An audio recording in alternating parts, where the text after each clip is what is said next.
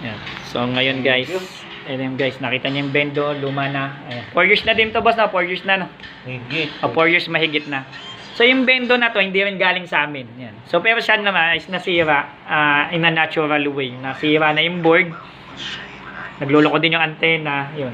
So wala ding license in short dahil nasira nga dahil sobrang katagal. At wala na rin siyang contact doon sa original builder o seller ng bendo na ito. Okay, so ang ginawa namin, board replacement and syempre palit ng bagong license. At syempre, tinransfer ko yung license sa kanya. Okay, so hawak niya po yung license. So working na po siya 100%, okay na for deployment. Guys, dito to guys ha. El Grande, anong block and lot tayo boss? 15A.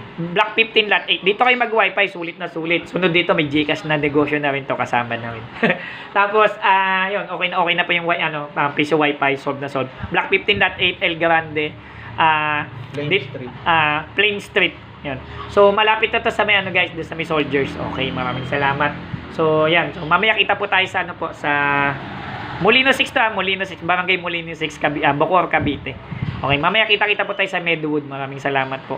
Yan, sa tiwala. So, yan. Okay na po. So, sana po, yun, yung kanina nangyari, ibigay niyo yung best niyo sa customer niyo para ulit-ulitan po kayo.